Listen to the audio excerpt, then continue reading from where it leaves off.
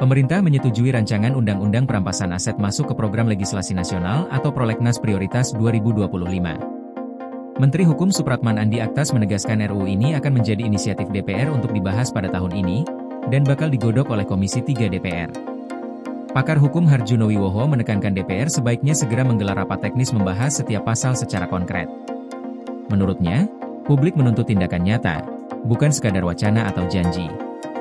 Harjuno menegaskan RUU Perampasan Aset bukan hanya soal penyitaan aset hasil korupsi, tetapi juga menerapkan mekanisme illicit enrichment untuk menindak kekayaan tak wajar pejabat.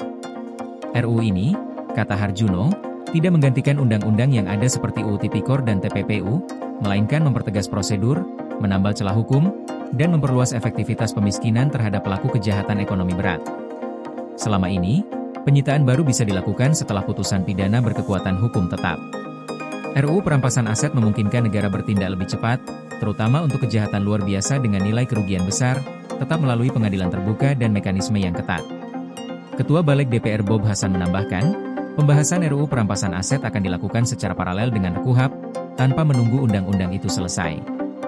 Hal ini untuk memastikan prosedur pidana dan mekanisme perampasan aset dapat dibahas simultan, sehingga efektivitas hukum dalam menindak korupsi dan kejahatan ekonomi bisa lebih optimal.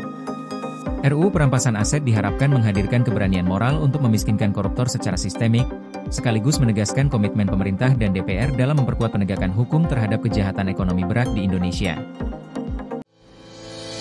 PLN UIPSBU lakukan sosialisasi besaran kompensasi ROW jaringan 150 kV Blampidi Tapak Tuan guna hadirkan listrik untuk rakyat. UP2B Kaltimra, pastikan keandalan listrik untuk rakyat melalui strategi operasi adaptif dan skema pertahanan sistem.